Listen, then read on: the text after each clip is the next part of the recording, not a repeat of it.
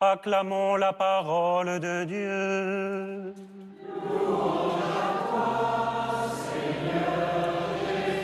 C'est le frère Camille de Bellois, dominicain, qui prononce l'homélie.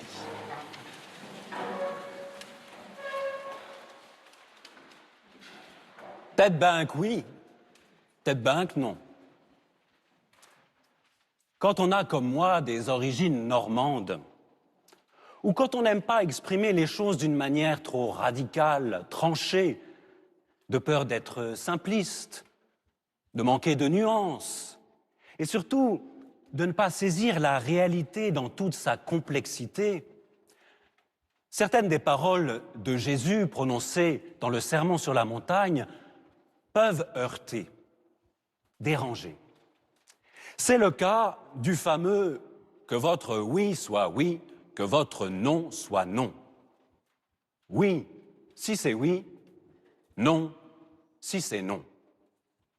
Plus littéralement encore, voici ce que Jésus nous dit ce matin. Que votre parole soit oui, oui, non, non. Le surplus vient du mauvais. En fait, Jésus ne s'en prend pas aux braves Normands, bien sûr, ni aux indécis, ni aux esprits un peu trop subtils.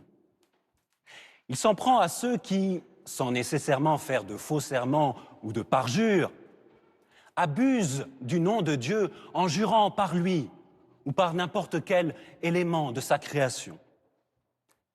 Ils s'imaginent ainsi donner plus de poids à leurs paroles, à leurs promesses, à leurs faits et gestes.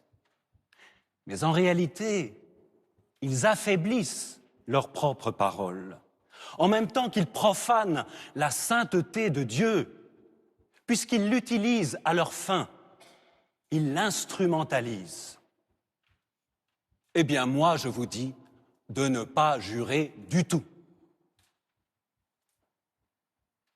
En quoi cela nous concerne-t-il, frères et sœurs? En quoi est-ce si important pour nous qui, je l'espère du moins, ne passons pas notre temps à invoquer le nom de Dieu en vain, ni à jurer? C'est important, c'est capital, et cela nous concerne tous, car, à travers cette recommandation, Jésus nous révèle la force, la consistance, la grandeur, la valeur propre de la parole humaine. Votre parole d'homme, de femme, a du poids, nous dit-il.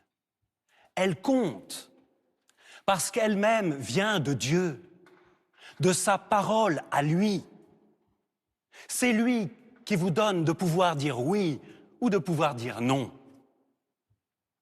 Alors, n'en rajoutez pas avec des serments extérieurs et souvent hypocrites.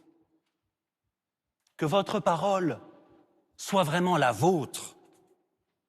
Si c'est oui, qu'elle soit oui. Si c'est non, qu'elle soit non. Or, Jésus nous révèle ainsi quelque chose de plus important encore. C'est que nous pouvons dire oui, mais que nous pouvons aussi, que nous devons parfois dire non. On se représente souvent, les chrétiens, comme des bénis oui-oui. Des gens qui doivent dire oui à tout, tout accepter, au nom de l'obéissance, du dévouement, de l'humilité, de la charité. Et nous-mêmes, frères et sœurs, pourrions facilement croire que le seul fait de dire non est le signe que nous ne sommes pas de bons chrétiens, de fidèles disciples de Jésus.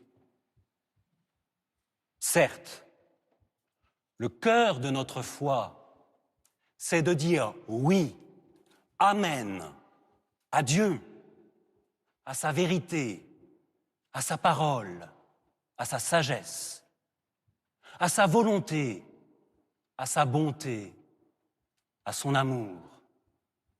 Comme Marie, qu'il me soit fait selon ta parole. Et comme Jésus lui-même, qui est l'Amen par excellence, celui qui, par amour, dit oui à son Père jusqu'au bout, jusqu'à la croix. Mais c'est justement ce oui premier, fondamental, absolu à Dieu, qui nous donne la liberté et le devoir de dire non. Non au mensonge, non à la manipulation, non à l'injustice, non à la violence, non à la turpitude, non à la perversion, non à l'intolérable. Que votre parole soit oui, si c'est oui, non, si c'est non. Frères et sœurs, chers téléspectateurs du jour du Seigneur, la liberté comme l'exigence du oui et du non sont remises par Dieu entre nos mains. Et personne ne peut nous interdire d'exercer cette liberté-là. Rien ne doit nous empêcher d'accomplir cette exigence en l'appliquant d'abord à nous-mêmes, que nous soyons malades ou bien portants, jeunes ou plus âgés, laïcs, religieux ou prêtres. La netteté de mon oui, la fermeté de mon non sont une seule et même fidélité qui, de l'intérieur, réglera ma conduite pour que je ne devienne pas meurtrier de mon frère en donnant cours à ma colère, ni adultère dans mon cœur en faisant de mon regard et de mon désir des instruments de captation. Que le Dieu de justice et de miséricorde, le Dieu de la grâce, nous y aide. Amen.